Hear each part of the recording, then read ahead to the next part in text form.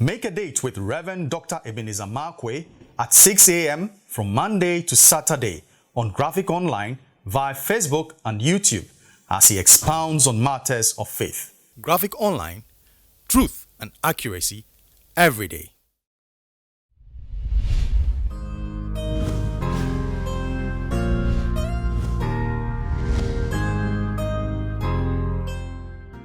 Hello, this is Rev Dr Ebenezer Markwei of Living Streams International, bringing you matters of faith with Graphic Online.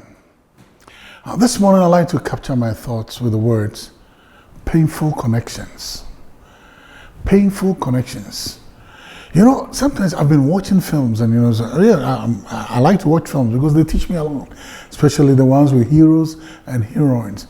I know sometimes even the heroes and heroines may start off antagonistic towards each other or adversarial towards each other, but then at the end of it, because of the harrowing experiences they go through, the life and death, the threatening situations that they go through, by the time they end up as lovers, or they end up as, like man and wife, and they walk into the sunshine to live forever after, happily forever after, and all those things, that's what we call it, cinema, movies.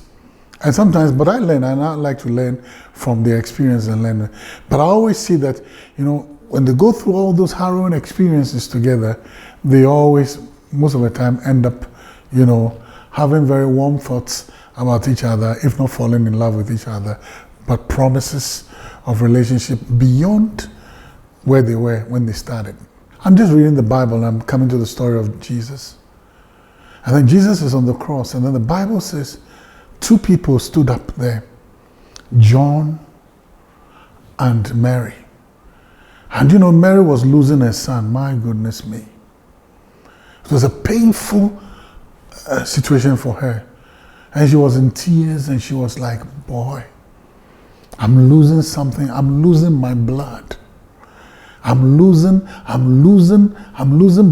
I'm losing this. I'm losing part of me. I'm losing a gift to my womb. And she was in tears and she was really, really sorrowful. And I have seen mothers lose children and I've seen them torn, their emotions torn. And they become emotional wrecks. So you can imagine Mary, an emotional wreck, whimpering in pain. You get it, or groaning in pain at the agony of her son, her beloved son, who has done no wrong. And the Bible says there was another person standing by who was called John. John also loved Jesus because, the love relationship that John had was a warm relationship. No, it was not sexual. Please don't read into that. But John loved Jesus in such a way that the relationship was warm. The relationship was a relationship of trust. It was a relationship simple. It was a relationship of transparency. It was a relationship, yes, it was a relationship of transparency. Because when people couldn't find the mind of Jesus, they asked John, ask him, he will tell you, because with you he's transparent. And John is also going through his own agony avenue. He's walking through his own agony avenue, and Mary is also walking in. And then Jesus said, hey, listen, the two of you. Then Jesus made a statement, woman, one thing, I'm giving you somebody to comfort you, a son. Let him be your comfort. Then he said, son, behold your mother. I'm also giving you somebody to comfort you. Now here, first of all, that relationship was a relationship that was built on the anvil. Jesus made the relationship on the anvil of pain and the anvil of adversity.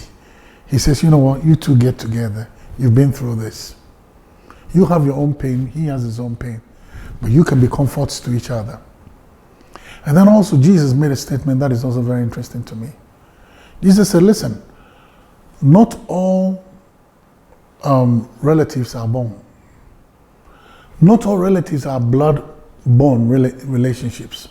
Not all relationships must be blood-born. But Jesus said, John, you're from a different mother. And Mary, you're from a different descent. But for the sake, because of adversity, I'm bringing the two of you together.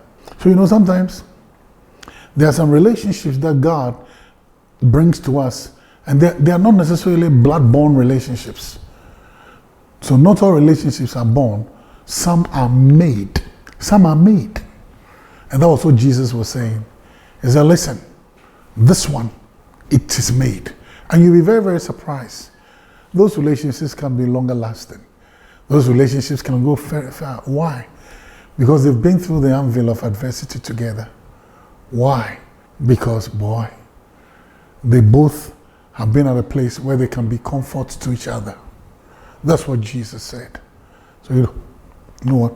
Not all family is born. Some are made.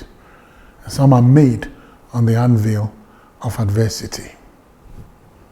So there are people in your life who might not necessarily be from the same birth canal like you. But you know, God gives you to them, or God gives them to you to stand by you, even in the midst of adversity. They are your brothers. They are your family. See you later.